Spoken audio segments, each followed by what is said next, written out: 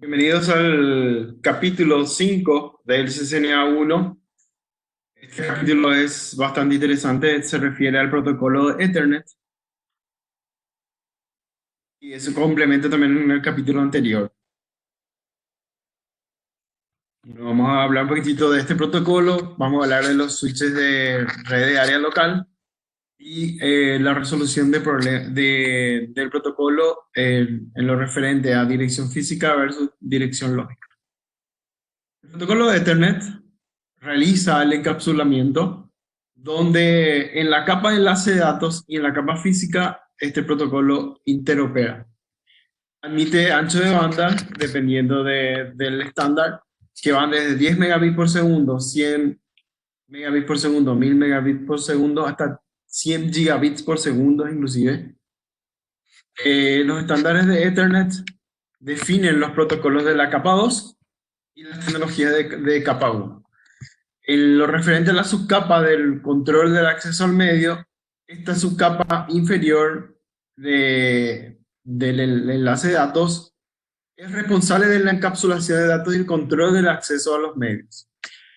En lo que va evolucionando Ethernet desde su creación de 1973, siempre está definido en la estructura de la trama a nivel de encabezados y tráiler de la PDU de capa 3 que se encapsula en el mensaje que se ha enviado. En lo referente a la trama de Ethernet, el tamaño mínimo de la trama siempre tiene 64 bytes y el máximo es de 1518 bytes.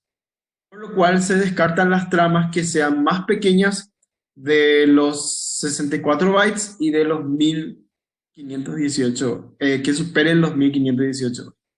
Es posible entonces que esas tramas sean el origen de colisiones u otras señales deseadas que por lo tanto se consideran que no son válidas como una trama de Ethernet.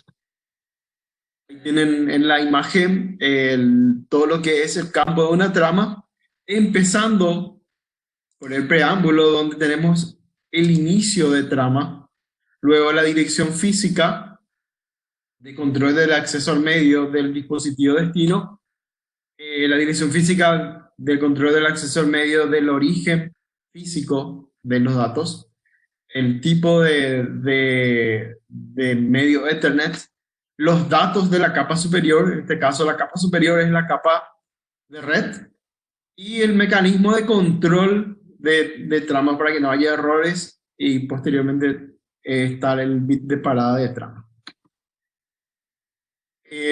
Todas las tramas están compuestas, dijimos, por la dirección física. Esa dirección física es una dirección de control de acceso al medio. Esa dirección MAC o de control de acceso al medio tiene una numeración del tipo hexadecimal, que quiere decir que está dotado de 12 dígitos hexadecimales y cada dígito hexadecimal son 4 bits. Entonces, multiplicado los 12 dígitos por los 4 bits son 48 bits de longitud expresados en forma de esos dígitos que van del 0 al 9 y de la A hasta la F. En lo referente a la identidad del mecanismo de control de acceso al medio para lo que es Ethernet, el consorcio de ingenieros eléctricos electrónicos o IEEE obliga a los proveedores a que respeten las normas, ¿verdad? Donde hay una OI o un identificador de los proveedores que son los primeros 3 bytes de esa trama o de esa dirección de control del acceso al medio, MAC address. Todas las direcciones MAC, entonces, con el mismo OI deben tener asignado un valor único de 3 últimos bytes para que pueda completarse esa identificación. En lo referente al procesamiento de tramas, la tarjeta de interfaz de red o NIC comprueba si la dirección física de destino en la trama coincide con la dirección física del dispositivo que almacena esa información en la RAM. Si coincide el entramado, se refiere a que las capas del modelo OSI está correcta. Si no coincide, el dispositivo descarta la trama. En lo referente a la representación de MAC, tenemos algunos ejemplos que pueden representarse por puntos, por guiones, o en este caso también por 2 puntos, ¿verdad? Recuerden eso, puntos, guiones o 2 puntos. No importa si se utilizan mayúsculas o minúsculas, se pueden representar de ambas formas. Ahí tienen el primer ejemplo, separado por guiones, dos dígitos hexadecimales en cadena separados por guiones. El siguiente sería dos dígitos hexadecimales en cadena separados por dos puntos. El siguiente sería cuatro dígitos hexadecimales separados por puntos. Y por último tienen dos dígitos del tipo hexadecimal, y ahí para que vean un poquitito con minúsculas es igual en el caso de las letras desde la A hasta la F, y es la misma cosa que lo que vieron ahí al principio, ¿verdad? Que están separados por guiones. Esas representaciones son totalmente válidas para direcciones de control del acceso al medio. Bueno, la forma de difundir las tramas pueden ser en forma única o de unidifusión, que es una dirección única utilizada cuando se envía la trama desde un único dispositivo transmisor hacia un único dispositivo que va a recibir o receptor. Esa dirección MAC de origen siempre debe ser una que viaja en un sentido de uno hasta otro. Luego está la otra conocida con el nombre de difusión. Lo conocemos también con el nombre broadcast, ¿verdad? Que se utiliza para hacer un direccionamiento a todos los nodos que están dentro del mismo segmento. Se utiliza generalmente como dirección de destino en los campos de MAC a todo F, o sea, F con guiones, con dos puntos o con puntos, ¿verdad? Esa sería una notación de 48 dígitos, pero que contiene todo campo F. Esta difusión sería enviar a todos a la vez.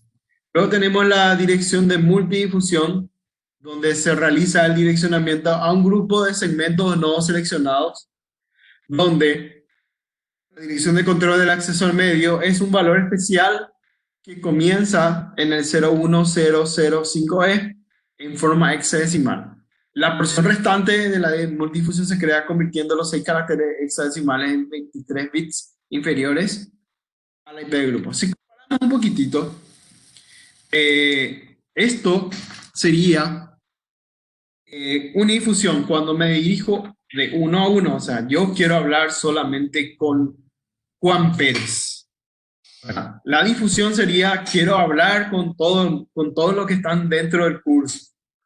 Y la multidifusión sería como ser un poquitito más selecto y quiero hablar solamente con los cerristas del curso, o quiero hablar solamente con los olimpistas del curso, o quiero hablar con los de Guaraní del curso, o quiero hablar solamente con los que son nacionales del curso, o con algún grupo selecto.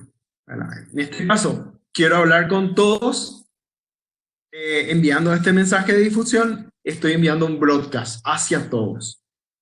Eso es como para que podamos comparar y contrastar con la vida humana. Como siempre decimos, en lo que es networking es igual a todo lo que vivimos de la vida humana, es la copia de la vida humana.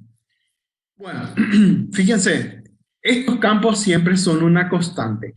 La dirección física de destino, la dirección física de origen, la dirección IP origen, la dirección IP destino. ¿Qué creen que son estos? Son las informaciones que se resuelven para poder direccionar desde un origen hasta un destino. Yo voy a enviar físicamente porque estoy conectado por un cable a un dispositivo que va a permitir que se vaya la señal, y lógicamente porque se tiene que enrutar, tiene que pasar por un dispositivo de enrutamiento para poder llegar a su destino lógicamente. Bueno, hablemos ahora de los dispositivos de red de área local que hacen la computación de la red de área local, a los que le llamamos en inglés son switches, en español le llamamos conmutadores.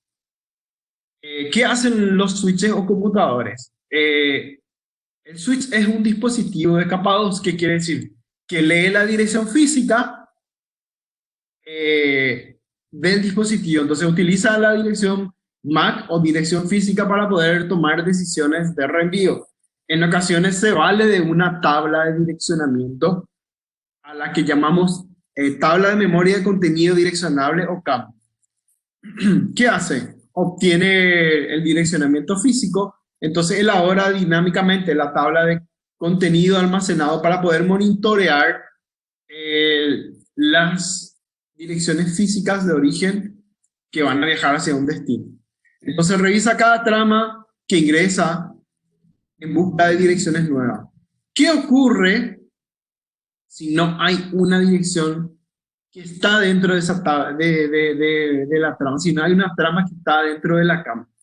Cuando hay una trama nueva que no está dentro de esa base de datos de memoria de contenido direccionable, lo que hace es un evento que llamamos broadcast, ¿verdad? Inundando a todos los puertos físicos para que se conozca esa nueva trama. ¿Ok? Bueno, también realiza el filtrado de tramas, donde se puede encontrar la dirección de control del acceso al medio en forma específica que puede filtrar las tramas que se van a dirigir hacia un puerto únicamente. El filtrado no se realiza si la MAC de destino no está presente en la cama. Recuerden eso. Si no está, si no le ve a esa dirección física, no hace falta que envíe. Se destruye esa trama. Ok. También tenemos los métodos para enviar dentro del switch. Tenemos los métodos de almacenamiento y envío y el método de corte. En el método de corte, el switch hace un reenvío rápido desde baja latencia y reenvía el paquete de inmediato después de leer solamente la dirección de destino. Con la MAC de destino es suficiente para liberar esa trama, en otras palabras. Este método de corte es uno de los más típicos que utiliza el switch. Esto está libre de fragmentos y almacena los primeros 64 bytes de la trama para poder reenviar. La mayoría de los errores en las colisiones se producen por culpa de esos primeros 64 bytes que no son correctamente controlados. Ok, dijimos que hay dos métodos. El otro era almacenamiento y reenvío, ¿verdad? Eso se refiere a que almacenamos en el buffer de la memoria, ¿verdad? Y se puede almacenar en memoria basada en puerto o en memoria compartida. ¿Qué quiere decir? Que para que yo pueda enviar mi trama, tengo que almacenar la trama completa desde que comienza el preámbulo de la trama hasta que termina la trama, con el mecanismo de control de la trama para asegurarme de que esté correcta la trama para poder reenviar. Por eso es que tenemos los dos métodos, que está basado en los puertos o en memoria compartida. En lo referente a la configuración ya de los puertos de nuestro dispositivo multipuerto o switch o conmutador, tenemos las funciones de duplex y velocidad. ¿Qué sería el duplex? El duplex sería la forma en la cual va a transmitir. Tenemos el duplex medio o half duplex, el que permite que se transmita, fíjense ahí en la pequeña mis manos, hacia un sentido, o en el sentido contrario. Eso sería, toma los mismos canales, entonces hacia un sentido, en otras palabras, ¿verdad? Entonces, ambos extremos de la conexión pueden enviar y recibir datos en un solo sentido, cuando es duple medio. Entonces, en un solo extremo de la conexión se puede enviar los datos por vez. Llegó y vuelve en sentido contrario. Eso sería el duplex medio. El duplex completo es cuando ambos extremos pueden transmitir en simultáneo o enviar datos en forma simultánea. Fíjense ahí en el video mis manos. Mis manos en un sentido y en el otro sentido están transmitiendo en forma simultánea. En ambos sentidos, en otra palabra. Bueno, una causa común de problemas de rendimiento de los enlaces ocurre cuando el puerto funciona de un lado como semiduple y del otro lado como duplex completo. Entonces no se puede emparejar la forma en que van a transmitir. Entonces, es conveniente emparejar el duplex o dejarlo en modo automático. ¿Verdad? Duplex auto para que ellos automáticamente negocien cómo van a transmitir de ambos sentidos. También tenemos la función MDIX, la cual detecta el tipo de conexión requerida para el tipo de interfaz correspondiente y ayuda a reducir los errores de configuración. Me voy a basar en este pequeño dibujito que tenemos ahí. Cuando yo voy a conectar esa PC hacia el switch, yo necesito, respetando las normas, porque son distintos tipos de dispositivos con igual tipo de interfaz, necesito un cable directo, ¿verdad? Y vamos a suponer que no tengo un cable directo y justo tengo solamente un cable cruzado, que no respeta entonces la norma para que se pueda completar la transmisión. Pero si yo le activo esta función MDX automática, él puede transmitir y convierte la autonegociación del puerto para que el otro lado negocie y dé la vuelta a los pines, ¿verdad? Que uno y 3, 2 y 6 generalmente son los que se cambian. Entonces esos pines empareja para que funcione como un cable directo, un cable automáticamente. Es como si fuera que cuando yo llego en casa y enchufo el televisor o el equipo de sonido para utilizarlo, y siempre enchufo de un lado, doy la vuelta y enchufo del otro lado, igual funciona. Tiene un conmutador automático para que igual regule la energía como debe fluir. De la misma forma, acá yo tengo datos y energía y tiene que fluir y enviarse y recibirse en un sentido exacto, ¿verdad? Entonces, esta función lo que hace es emparejar la forma en la que tienen que transmitir los puertos de los cables conectados a los puertos del switch. Bueno, tenemos también el protocolo de resolución de direccionamiento, donde se combina MAC y el protocolo de Internet. Esta combinación facilita la comunicación de un extremo al otro. ¿Por qué? Porque sabemos hacia dónde vamos a transmitir físicamente y lógicamente. Esta dirección entonces de capa 2 se utilizan para poder mover la trama dentro de la red local, y las direcciones de capa 3 también se utilizan para poder mover los paquetes a través de las redes remotas y no hay problema alguno. ¿Okay? El destino dentro de una misma red solamente necesita la dirección física, la cual se utiliza para comunicar la dirección física de MAC de una Network Interface Card o una tarjeta de red Ethernet origen hacia una tarjeta de red Ethernet destino. O sea, MAC ADRE origen, MAC ADRE destino, si dentro de la misma red. Sin embargo, si hablamos de redes remotas, ya mi segmento de trama va a llegar hasta mi dispositivo de capa 3. Yo necesito ya enrutar. Entonces, para enrutar, lógicamente tengo que tener la IP origen y la IP destino. ¿Qué hace el router? Examina ese paquete que contiene la dirección del protocolo de Internet y se utiliza para que pueda enviar el paquete desde el origen hacia el destino final. O sea, si va a enrutar fuera de la red, empaqueta, encapsula y envía. Y recibe otro router y hace el mismo rol. Hasta que llegue el paquete al destino y luego vuelve en el sentido contrario cuando se recibe. Ok, entonces, el Address Resolution Protocol o protocolo de resolución de direccionamiento lo que hace es permitir que el origen se solicite a nivel de Media Access Control del dispositivo de destino. Entonces, esa solicitud se basa en la dirección también de capa 3 de destino. Entonces, ¿qué es lo que colectamos? Capa 2, MAC address. Capa 3, el protocolo de Internet, IP origen, IP destino. En las funciones entonces sería la resolución del protocolo IPv4 y las direcciones de control del acceso al medio. Se mantiene una especie de tabla de asignaciones. Entonces la ARP solicita una respuesta, hace una especie de intercambio de solicitud de respuesta para realizar sus funciones. En lo referente a la eliminación de la entrada en la tabla del ARP, las entradas se eliminan de la tabla del ARP cuando el dispositivo expira su temporizador de la memoria de caché. Y los temporizadores de caché dependen del sistema operativo del dispositivo. Las entradas del ARP se pueden eliminar manualmente mediante los comandos. Hay comandos para limpiar eso. También para verificar, ¿verdad?, las tablas del ARP. A nivel iOS utilizamos el comando show IP ARP. Show IP ARP, y fíjense acá en la imagen tenemos entonces el campo de direccionamiento lógico o la IP y el campo de direccionamiento físico o la MAC address del dispositivo que se ubica dentro de ciertas interfaces que están comunicando. A nivel de la PC también podemos utilizar el comando ARP-A, que nos va a devolver esa tabla de ARP dentro del dispositivo en el DOS, en línea de interfaz de comando Command Prompt DOS. Okay. Pueden existir problemas. ¿Qué problemas pueden haber asociados? Se puede saturar el segmento local.